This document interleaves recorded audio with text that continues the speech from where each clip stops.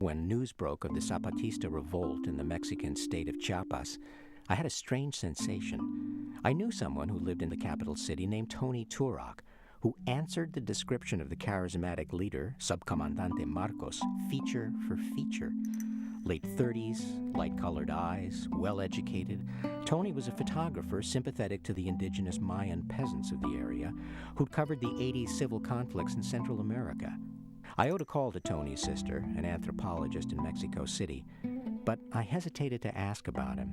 In the climate of fear and repression that followed the Zapatista uprising, even a simple joke on the phone about what Tony was up to could prove fatal.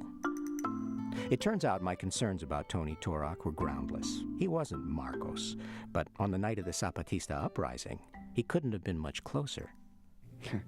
Well, I had no clue that this was going to happen. Actually, I wasn't even doing photo at that point. I decided to open up a coffee place. And I said, well, let's do a New Year's party. Of course, the wine was over by 6, so the hard liquor began coming out. Everybody was plastered, including myself. And we all said, well, let's go and crash in on this other bar downtown. And on our way there, all of a sudden, I see a group of young men, in a military form walking in to the city. This is about 1 o'clock in the morning. And I said, oh my God, they're going to take over San Cristobal. And I had no doubt about it. I mean, I did spend 10 years in Central America covering the Guatemalan Revolution, the Nicaragua Revolution, the Salvadorian Revolution. And I said, oh God, these guys are going to do it. So I said, well, I better go get a shower and get ready because this is going to be fun. So I went home, and at 5 in the morning, I took all my cameras and I put on my journalist vest and walked downtown. And I decided, well, I'm just going to walk up to these guys. And of course, I was received by this masked man called Marcos. And he looked at me and he said, yeah, he said, come on, start photographing. Isn't that what you're supposed to do? There's another picture in Tony's new book called The End of Silence that he took a few minutes later. An indigenous soldier, his eyes a mask of cold rage and revenge, no more than a few feet away, aims his rifle right at the camera. And you can see in the deep part of his eyes that he would have loved to have shot me.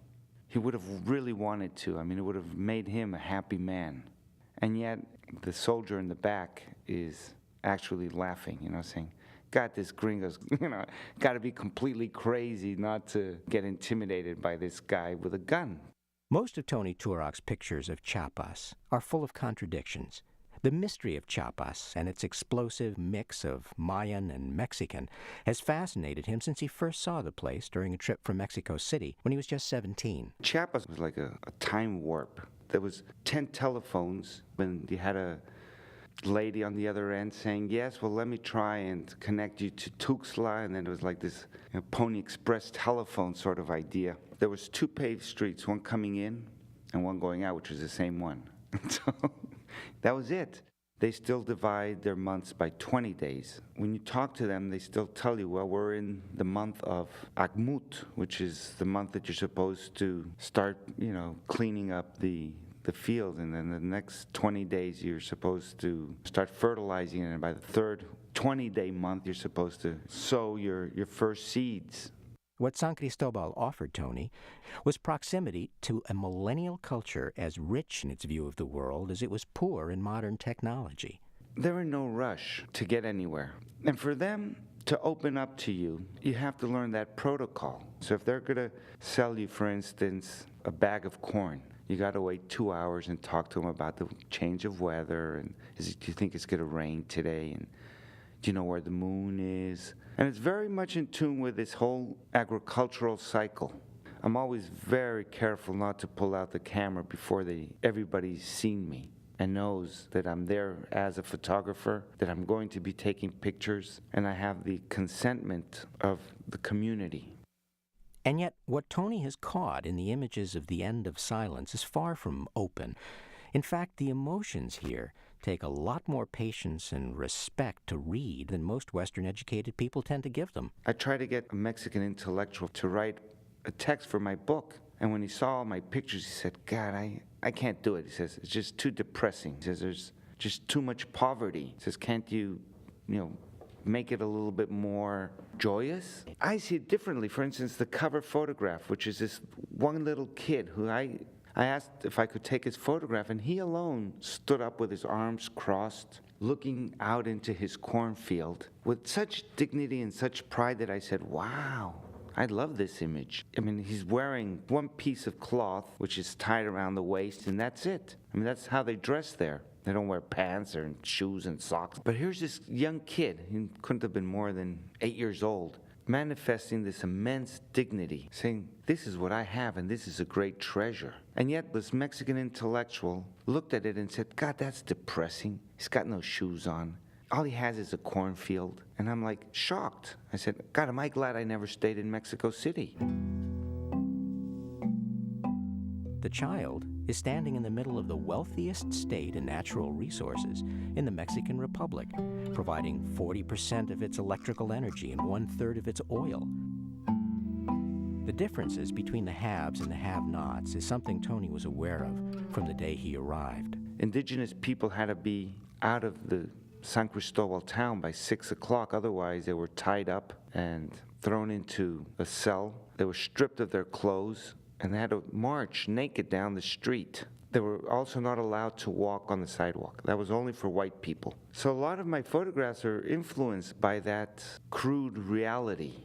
The dividing line here, Tony says, is not one between North and South, or even between the indigenous people of the countryside and the mestizos from the city.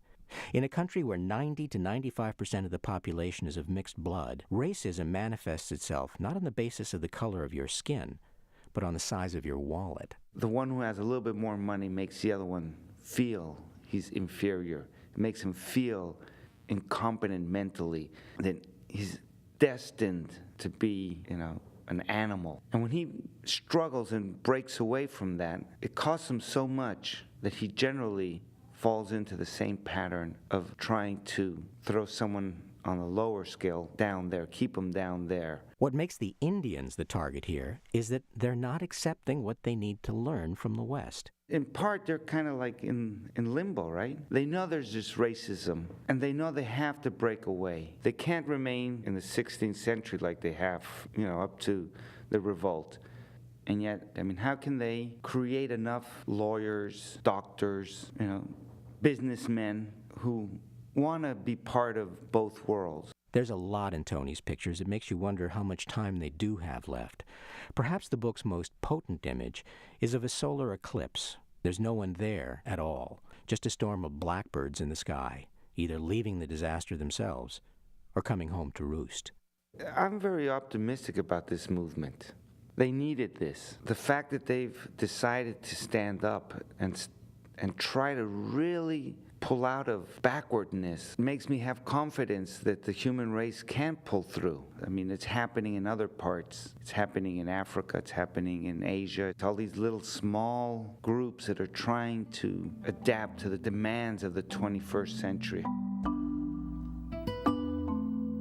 I want to see these photographs in that nature. What does it mean to be a minority dragged into this new globalization? Are human beings left out of this whole picture? Why are we in such fear of agricultural societies keeping their ways? We're not going to eat the dollar bills once we've killed off all the rural peasants. And again, that to me is why I start the book with that eclipse picture. Isn't nature so much stronger than us? It'll eventually charge us for that? Huh?